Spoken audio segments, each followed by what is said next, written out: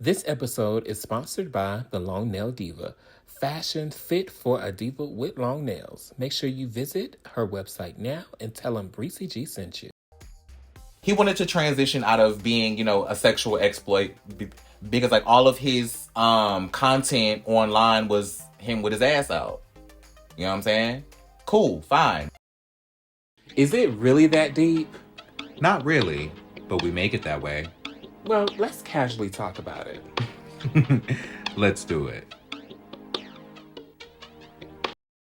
What's up, everybody? It's Ressie G, not Cardi B, but I still get to the money. And I'm Oaklyn Jonas Galloway, aka OJ to OG, but I still got the juice. And welcome to another episode of Casually Deep, the podcast. Today we are going to do a random question episode. Y'all have been asking questions. We have gotten DMs, and I think it's time to do some random stuff. We're gonna do it with a twist. So we have the infamous Tiffany box. If you know, then you know. As an icon, I gifted a pair of Tiffany flutes as a congratulatory gift. Mm-hmm. I gifted a pair of Tiffany flutes as a congratulatory gift to someone who was getting older. You know, when people get long in the tooth, they are supposed to have things to celebrate. As a classy Southern gentle girl as I am, I thought that would be a good thing. But they were returned to me. They're over there in the case because now they're collector's items. Period. But the box comes in handy, okay? Love. So in this box are random 1 word, 2 words, or phrases that we are just going to talk about today in this very random episode of Casually Deep, the podcast.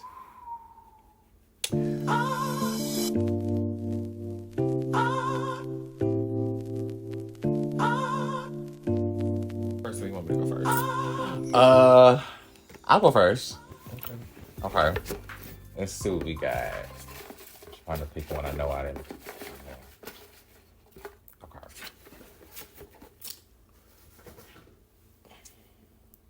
Does it say diamond? Yeah, probably. Diamond. Oh.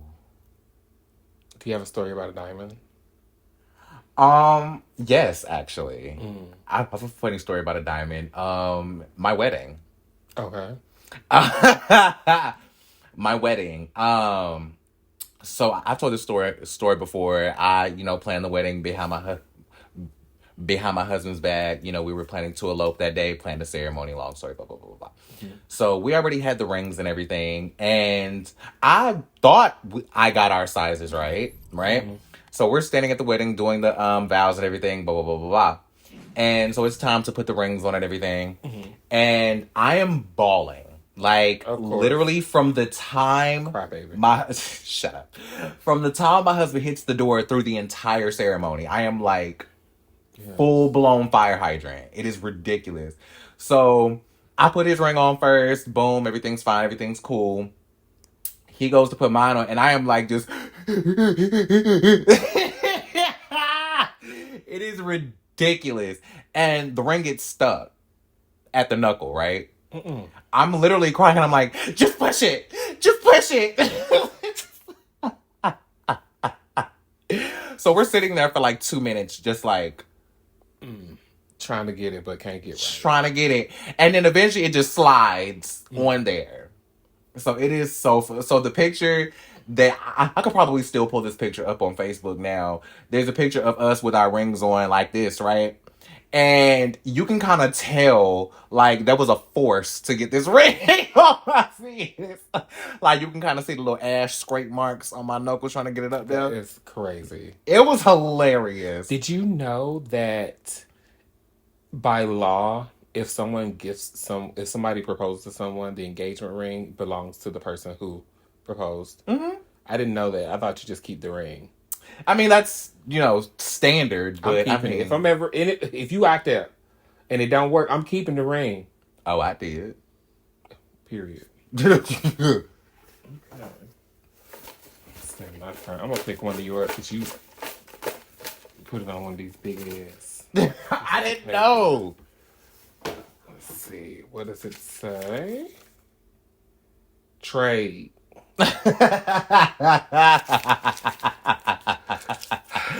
Trade. Tons of stories about trade. I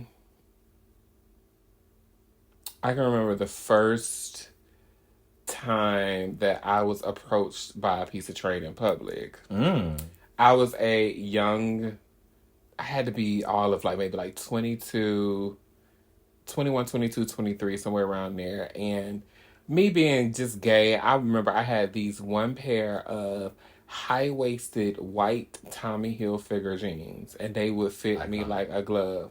But at the time, ain't nothing about tucking, so you got balls to the left, dick to the right, and you could see everything. And at this time, I was smaller too, so everything was just curved. It was given.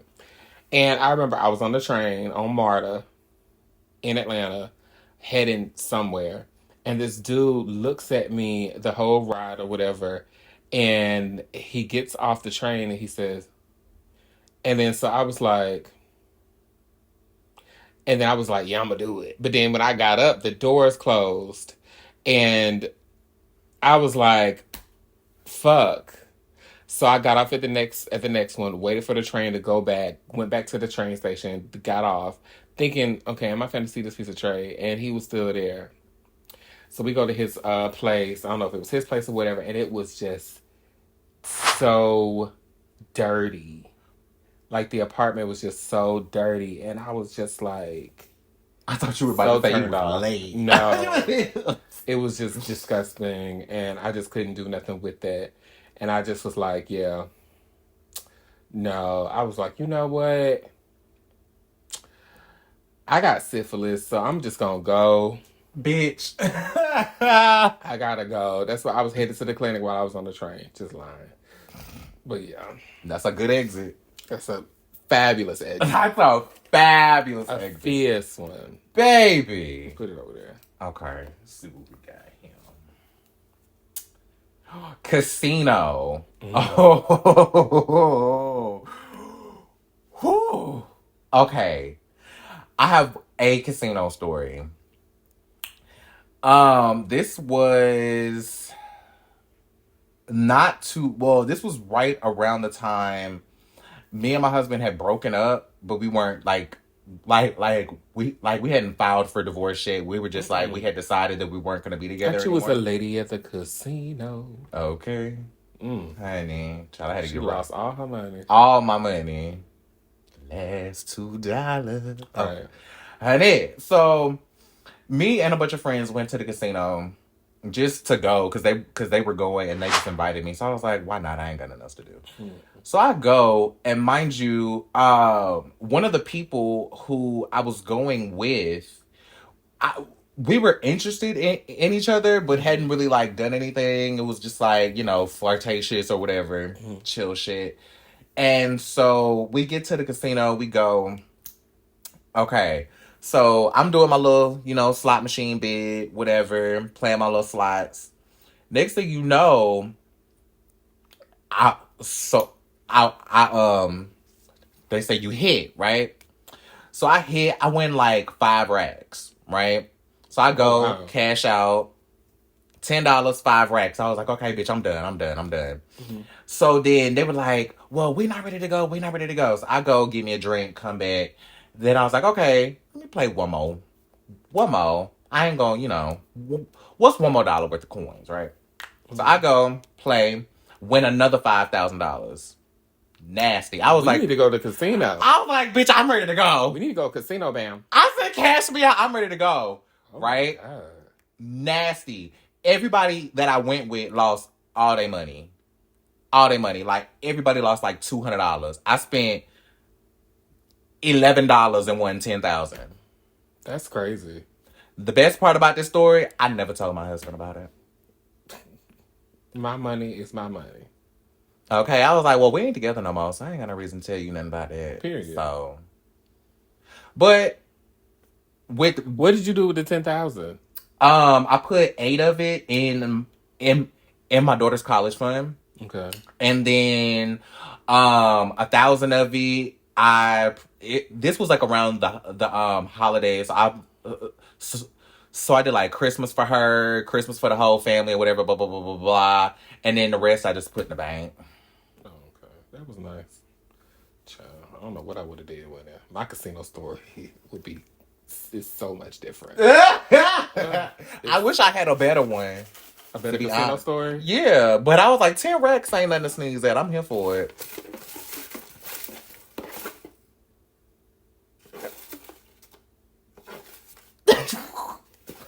Because, you know, yours is all big. The most interesting celebrity experience. Ooh, the most interesting celebrity experience?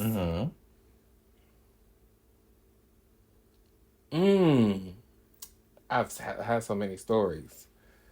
So many people to thank. So many people to thank. My most interesting celebrity experience. Okay. I would say probably when I styled Music Soul Child. So I worked with Mila Williams from 702. Right. She was on R&B Divas. I styled her for about a year, maybe 6 months. Okay. You know, she was on the show, and she called me to do a music video for her single "Give It Up to You." Okay. Or "Give It to You." Sorry. And so I was like, "Yeah, girl, let's go." And I hadn't heard the song, so I didn't know that Music Soul Child was on the song. And so she was like, "Oh, you know, you're gonna be styling my I would be father." Like, she was joking, and I was like, oh, "Okay, cool." Still not computing that her baby daddy is Music Soul Child. So we get to this. It was a penthouse on Spring Street downtown that Jazzy Faye owned. Sickening. And we get to this place, and so I'm setting up everything, laying out everything, all the shoes and all this stuff. We're going through looks and everything with the director, who was fabulous. She was really, really cool. And we're going through everything. She was like, "Okay, let's use this, let's use that," and all that stuff.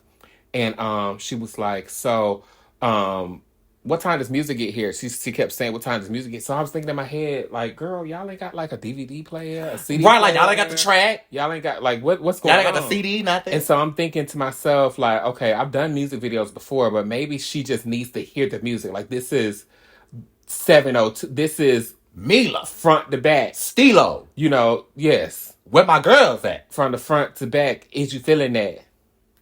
And she was always so sweet to me. And so I was like, so we go to the back because we're shooting this one scene. The first scene was like a bedroom scene of her getting dressed. And so I had dressed her in like these like lace thigh high boots, this White House Black Market silk trench coat, and she had on some Asian provocateur lingerie under it. Sick. And it was fabulous. She had this old nasty bob. And I was like, so do we gotta wait till the music get here, or we gonna? She was like, "What you talking about?" I was like, "Well, I heard you asking, you know, when is the music in here?" And she was like, "No, I'm talking about my baby dad, you know, my ex." And I was like, "Music Soul Child." And I was like, "Oh, like I love you when your hair turned gray." Hello. So in walks this half crazy ethereal being, Music Soul Child, walks in, and he was like, I was like, what is he finna smell like incense? Okay. What is he finna give? And he was just as regular hood. But he was like, "Hey, are you the stylist?" I was like, "Yeah." And he was like, "Okay, well, I have a few things." And he had like all these like really nicely tailored suits and these really nice shades. So I styled him in this blue, I think it was like a blue Tom Ford suit that he had. It was like a royal blue, and these Marc Jacob frames that he had. And then for the next, that was a 12-hour shoot. I would say for the duration of the shoot, he was there. He was nice. He was so nice.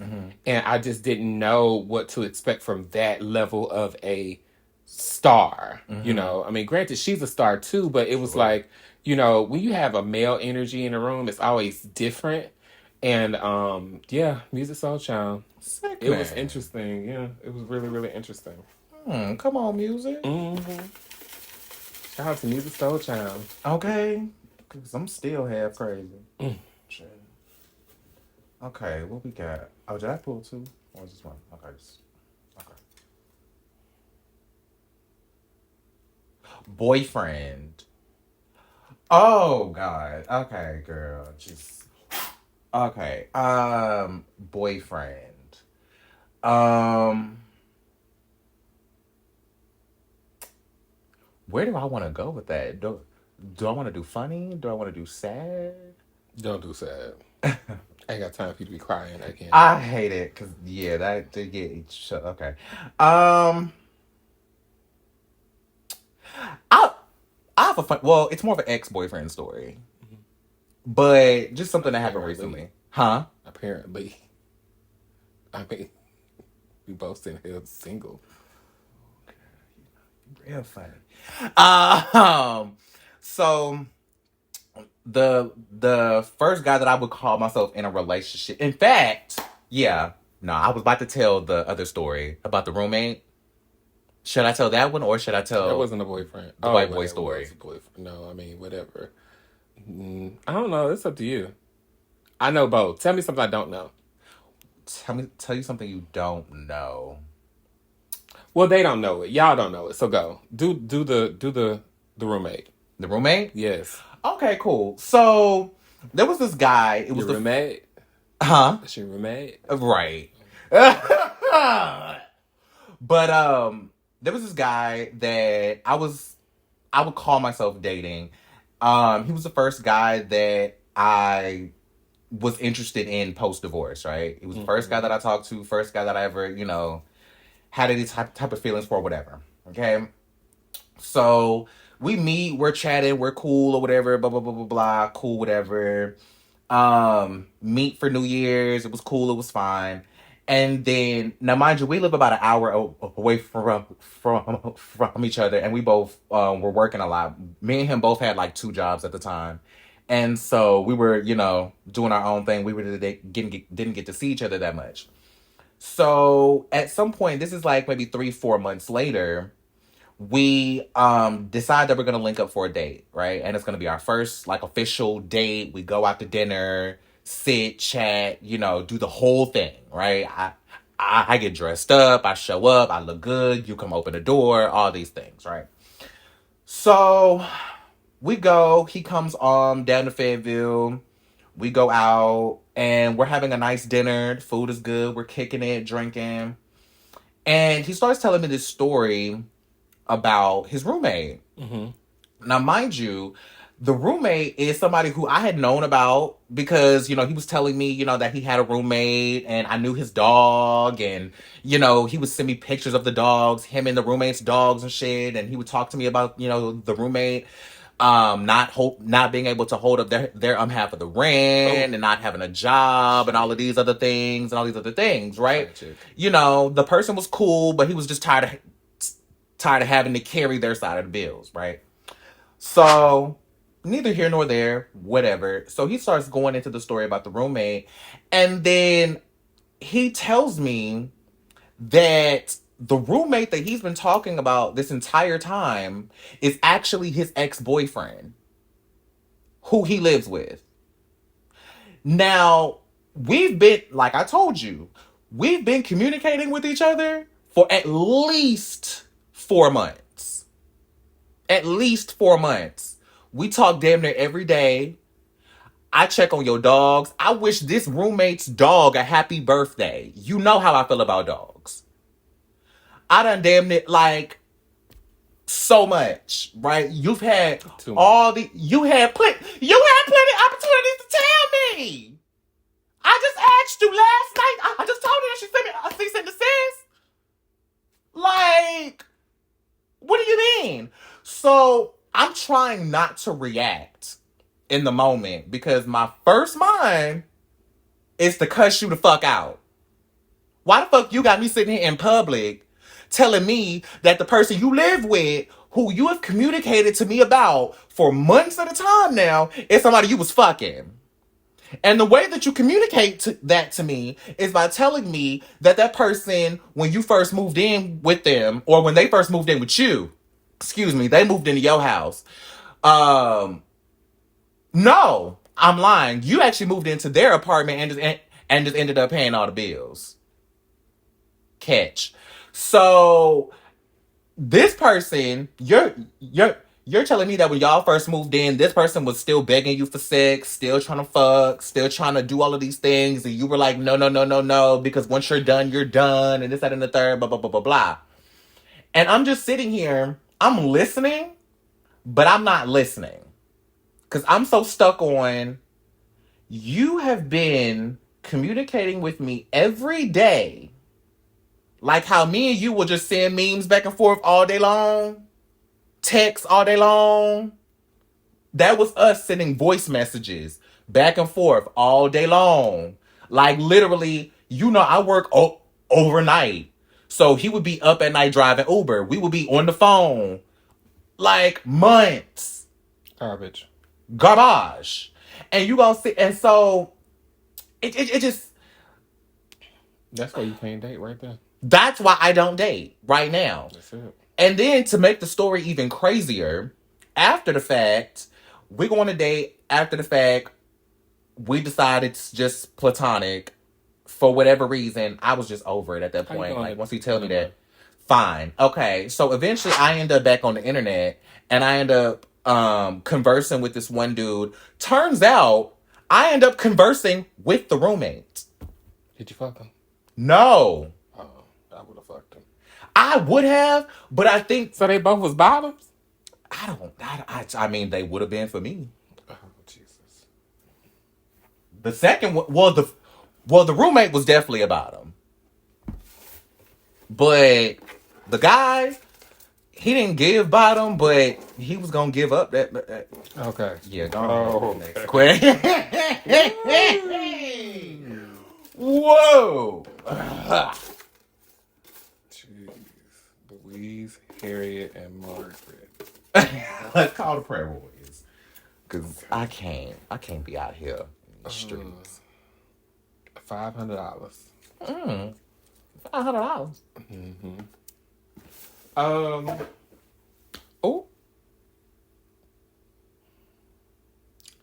$500. So, interesting story. So, I can tell. there was a person that I styled. Mm-hmm. And they were on my list of people that I wanted to work with. Like, they just were there. And she was so good. What's going on, everybody? This is OJ the OG, but I still got the juice. And I wanted to tell you guys about the Long Nail Diva. For all of the latest styles in t-shirts, hoodies, and even jewelry, go and place your orders with the Long Nail Diva. Go shop today. She's so kind.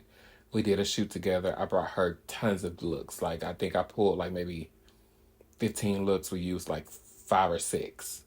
And then I was brought in by I was brought in by a creative director that was working with the photographer. Okay. And the photographer was a high caliber photographer in Atlanta. And I really wanted to work with her as well. And so I go just anxious, excited to work with these people. And the the talent arrives, and she was just so gracious and so sweet. She was really popping at the time. She was on the show. She was on Atlanta Exes at the time. If you know, you know. Okay. And I styled her. She looked great. And then it was published in 2 magazines. Mm-hmm. It was in Today's Black Woman and Hype Hair. Okay. And, you know, when you get published, you get paid. Right.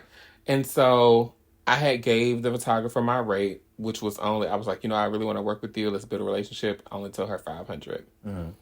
And she was like, okay, well, cool. And so I'm thinking, you know, do the gig, get paid within a week or whatever. So I do the gig, get done, and I wait a few days, and then I follow up and like, hey, so you know, when can I expect payment? You know, when can I come up pick up a check, or is it gonna be cash or whatever? And she was like, oh well, you know, I thought that this was building a relationship, and I was like, okay. That's why I charged you a fraction of my rate. And I was like, okay, well, so are you going to submit the photos? Because, see, I know a thing or two. So are you going to submit the photos? She was like, yeah, I'm going to submit them. And if they get picked up, then we can, get paid. And I was like, okay, well, I'll just keep in touch. Months go by, like 3 or 4 months. And my uncle was in the grocery store and he saw the magazine. He was like, ain't this that lady that you work with? Nah. And he bought the magazine and then brought it home. And I'm looking through, my name is in the magazine. In the credits of it, they use several of the photos. And I am gagging because it's like, if this is in here, then you got paid. Right. Then I'm in the grocery store with him in the same month, just going, and I see another magazine with the photo with her on the front cover. And so it was two. I have them if you want to see. Oh, I do. So I love a receipt, and I'll actually put them up. I was gagging because I was like, "Bitch, want my money? Like, don't try to do me like that." And so I literally had to hound her over $500, and that eventually went down to four. So I went over there to the studio. She had me sign like a W-9 or whatever. They gave me the money. They gave me a check or whatever. And I left. And I was just like, it left such a bad taste in my mouth because I really wanted to work with this particular person. Mm-hmm. And I'm like, we're in proximity. Like, we're going to see each other out because I'm out at everything and you're out at everything because networking is how Atlanta works. Right. So I eventually was continuing to see her, and I would walk in and I would see her whisper to other people and things like that. And so I wave, hey, how you doing? And keep it moving. But which is nothing nowadays, but it was something to me as a 23-year-old, 24-year-old stylist. I was like, I don't give a damn if I had $1 million. That's my work. That's my coin. True. And then I already charged you a discount. True. What we? Ooh. Okay, girl.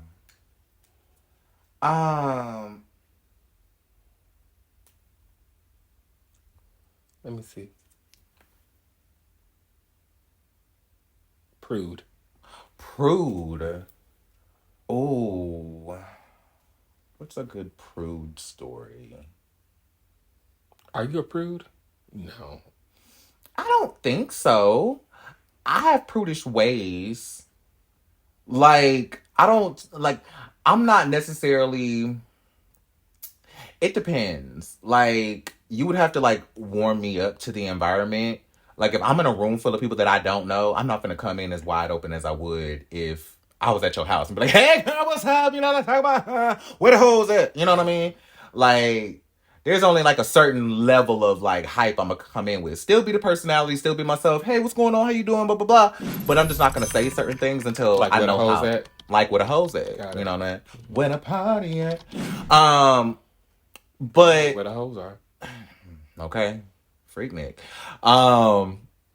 But I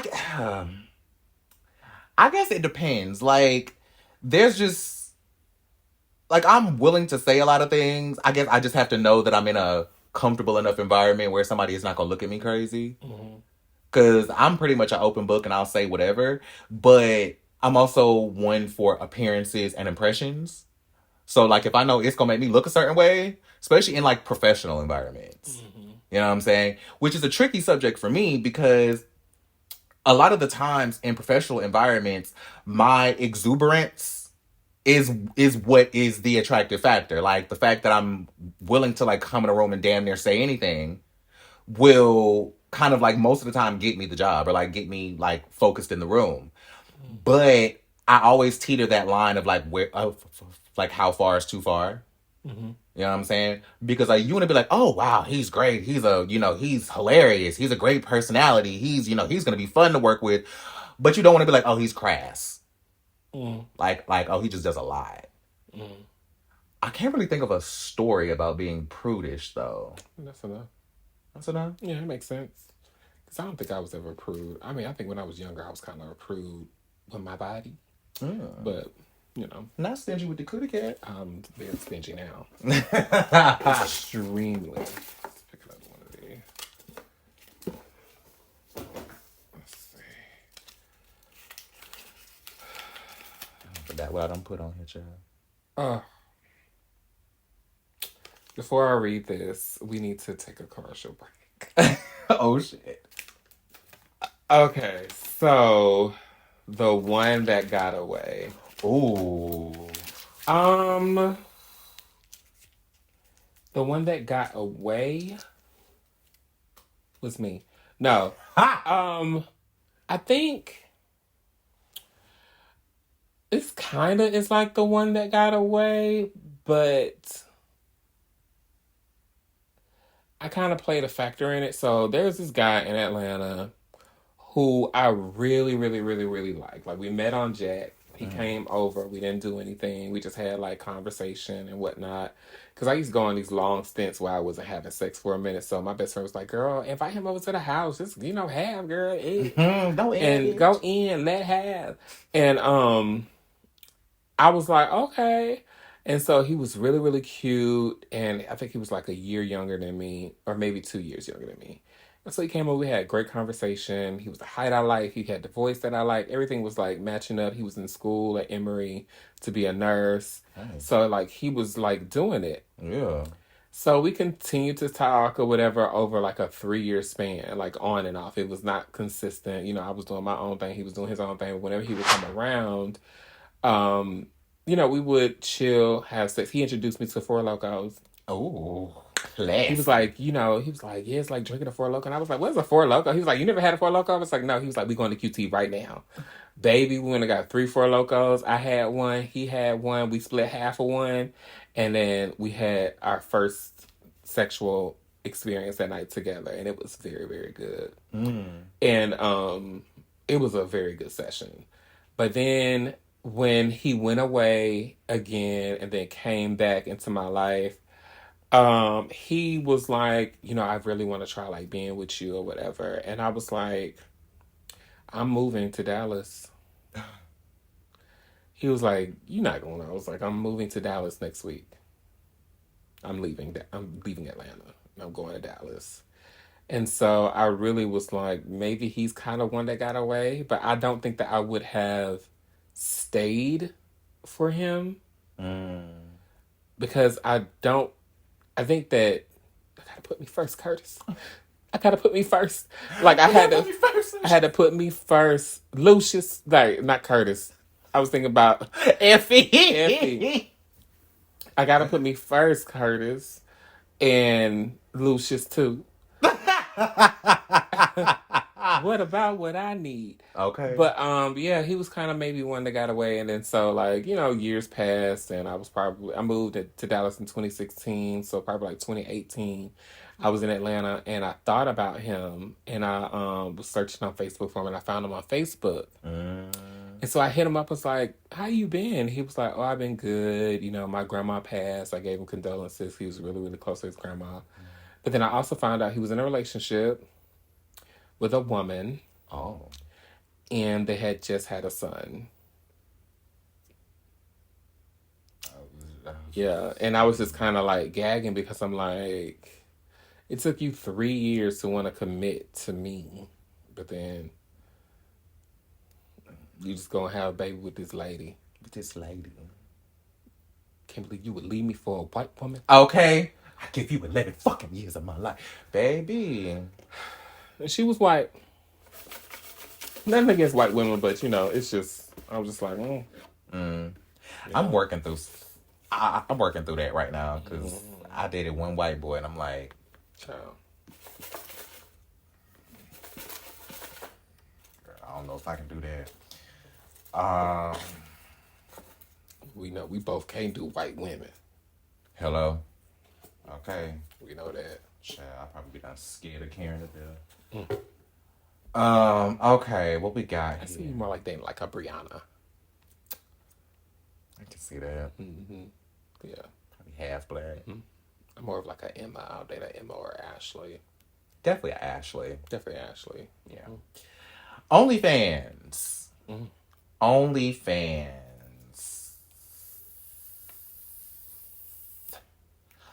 I have a story about OnlyFans. No, I don't have one. Would you ever do one? I'm open to it. No. I'm open to it, but the way that I would want to do it, I don't think it would make any money because I don't like to me. I just don't want to make straight porn. I would want to do like art, art installations with a sexual overtone. Yeah, ain't nobody watching that. Right. Yeah, people don't know what performance art is Yeah, I anymore. won't do that. Right. Continue. So,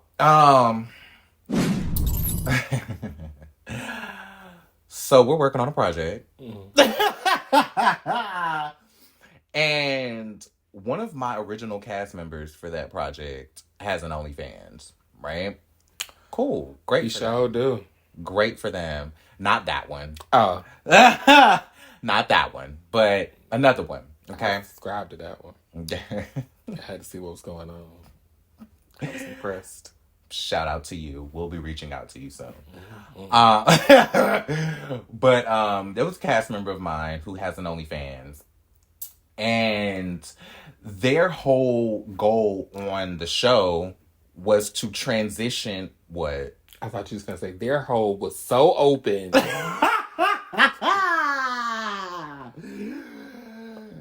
Go ahead. I'm not debunking that. But their whole goal on the show was to transition out of the sexually explicit content that they presented themselves through on the internet because they wanted to go into more mainstream acting. And so, like, do I know who this is? I think they were gone. Like they were there by the time you came in as an editor, but then they were gone by the time that we decided to collaborate on the show. Okay. If I say the next, him, right? So so he wanted to transition out of being, you know, a sexual exploit because like all of his content online was him with his ass out. You know what I'm saying? Cool, fine, nothing wrong with that. But you want to be an actor. Okay, so now you want to transition that into, you know, more presentable, focused content. Mm-hmm. Cool. So we had kind of came up with a storyboard for the season, what he was going to do, what he could do to, you know, and implement those things, new headshots, doing this, auditions, self-tapes, all the things. We had plans to, you know, film this whole thing.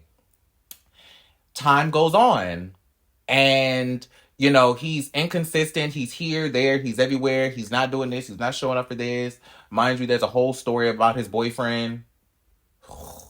Anyway. And so it gets to a point where I decide to basically throw a ponderosa.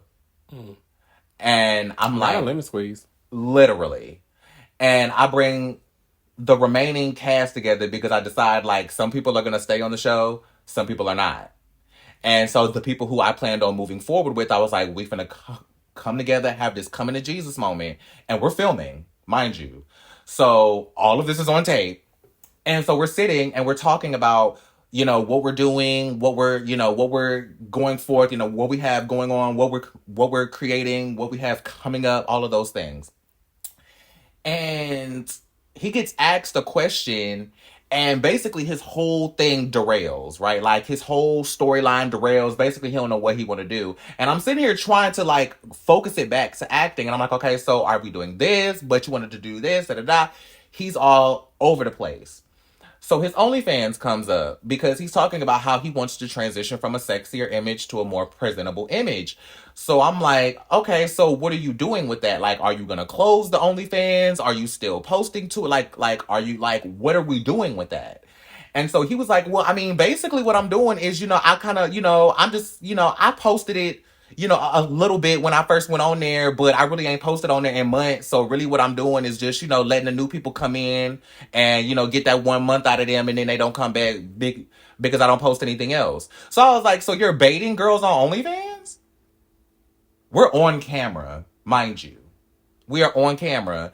And he's like, well, I mean, yeah, basically. Because, you know, when I started the OnlyFans, we weren't, I wasn't in a relationship, which was a lie.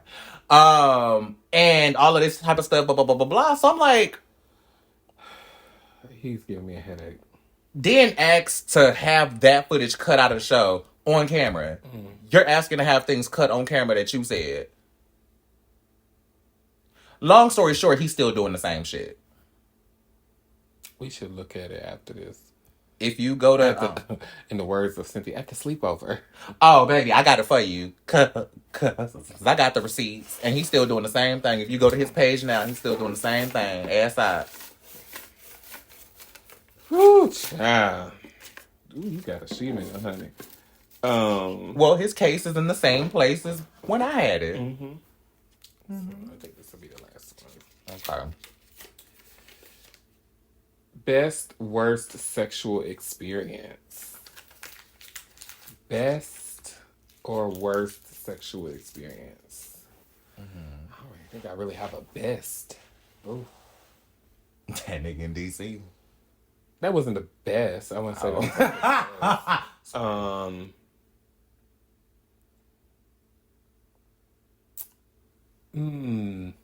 So I can recall, I'll say the best. Okay. So there was, if I have to put this at the top of my list, there's this guy.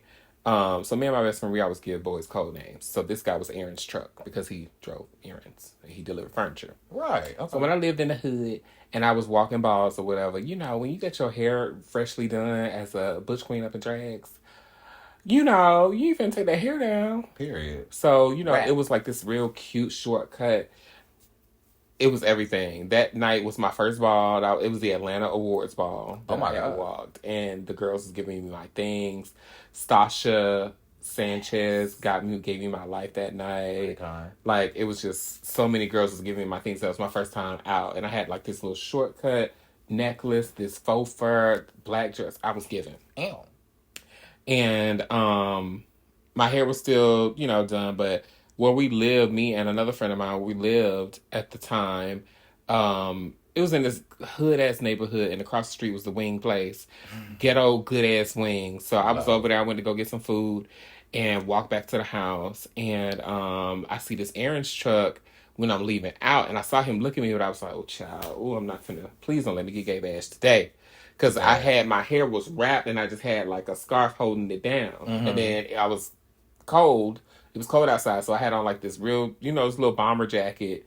And I had, my 5 o'clock was going in, so I had my scarf wrapped around my mouth. Oh, girl. Yes. And so I'm walking back, and he honked the horn at me, and he was like, hey, what's up? And I was like, I'm a boy. And he was like, what's up? I said, I'm a boy. He was like, I know. And I was like, oh. Clock me. Hey.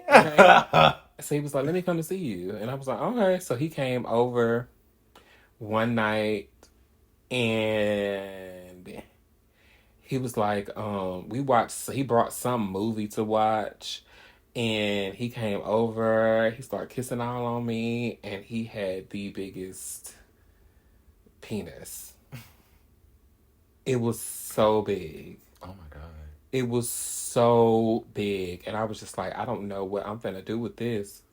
So I had to put one leg on the dresser and one leg on the side. And I said, come on. Tad up like newspaper because it wasn't built right, no way.